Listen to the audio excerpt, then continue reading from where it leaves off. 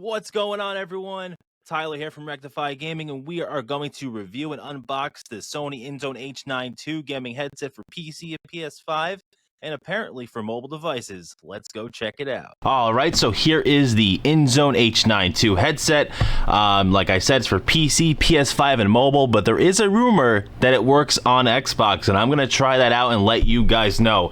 And just to let you guys know as well, you may notice this box might be looks like it's a little used, and it's because it most likely was, only because Sony, we did get this for review, but it's limited time only. It is a loan unit, so I only have a few weeks to use this headset, so I'm a little bit limited on content I'll have to make, and I'm really going to give my main impressions of the headset. But if you have any questions from my time using it, please let me know in the comments. So if you're watching this in a year from now, I do not have this headset in my hands permanently, and I might want to buy this as well. So let's check it out and not try to ruin the box.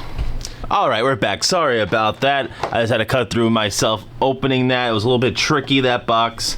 Try not to damage it. So here we are. And here is the headset. We have our USB cable for charging it, plugging into the PC.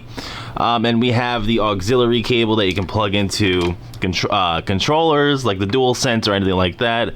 We have that here. We have our instructions here, of course, alongside, everything else, like all that boring stuff, so we'll keep that to the side.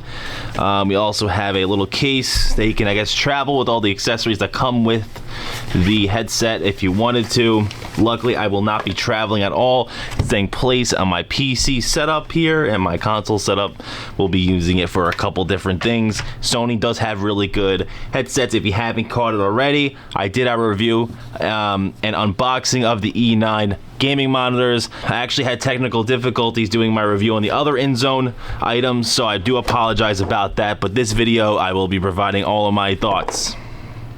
And here is obviously the headset. What's good about this is that it bends a lot to what you like. You're not limited to like any preset it may have. And then we have a dongle here for plugging in something. We'll figure this. I think this is an adapter more so for going to like phones now, since you don't have a jack anymore because we're new school, I guess. But here it is. It looks pretty comfortable. It is comfortable because I used it briefly at an event Sony INZONE invited us to. So with that, everyone, let's jump in, and I'm going to give you my thoughts. I'll see you in a sec. All right, everyone, I am back. I have used the Sony INZONE H9 II headset, and right away, I would say it's one of the best built gaming headsets I have used. It's very flexible, so it can fit many different head shapes, including my big head. Everything's flexible. The microphone's very flexible, which I like. Right now, like I have it like this, can kind of look like an airline pilot, but honestly, it's still really good instead of having it in one direction, kind of like the H9 INZONE headset that released before this one. They definitely made tons of improvements to make sure that it's more comfortable, it's durable, and of course it performs really well. So as far as performance, I would say the audio is easily a 10 out of 10. That's what Sony always gets right. The noise cancellation features, which I have right now while I'm making this video, it's hard to hear anything around me, but when you're playing games, listening to music, it's an awesome headset to have for PS5, PC, mobile, and I think you can actually connect this to Xbox, but you won't get the full features out of it. Like, you can't use the INZONE hub to really customize for Xbox at all. It's really for PS5 and PC. No surprise there. It's really lightweight, which I really like about that. The microphone quality is really good for a headset like this, I would say. Normally, the microphone's the least, usually the negative when it comes to this headset. But honestly, the negative that I would say for this headset is the battery life. I mean, it's up to 30 hours. We have reviewed on this channel so many different headsets which had like 70 hours of battery life, but I don't think they reached the quality of the H9 II gaming headset. It's $349.99. I don't think it's that much for what you're getting out of it. I actually expected this headset to be a lot more.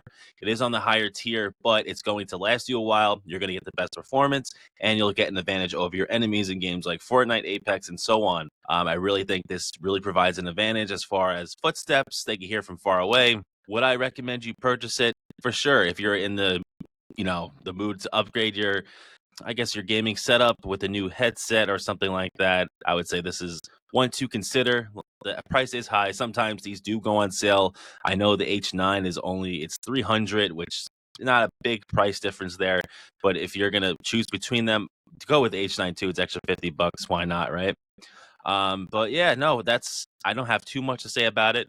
But I am actually going to show you the INZONE hub and show you what the customization's like. All right, everyone. So here is the INZONE hub. Just to give you guys a brief overview, I made a profile, which you can make all different profiles for different games or different computers or your PS5. Just like the in-ear gaming monitors, they have the options for FPS 1, 2, and 3, bass boost, music, video, and customized to your liking. I just like going with the basic ones, Noise cancellation, ambient sound, or have that off in general. Dynamic range control, high, low, or off. I have it on off. Master volume, don't have it blasted all the way. And you can balance the game and chat. And you can also do that, I believe, there's a button on our headset that you're able to do that with.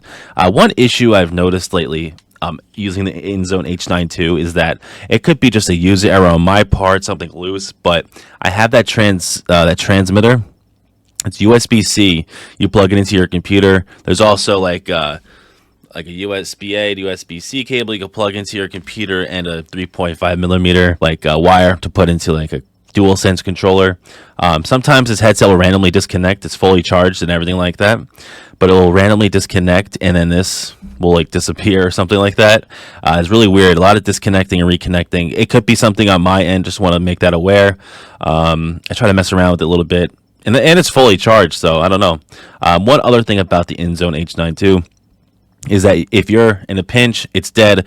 You could charge it for 5 minutes, and it allows you to play up to at least 1 hour. So that's a positive. But honestly, I would think that you would probably charge it whenever you're not using it for a certain extended amount of time. Who knows? But yeah.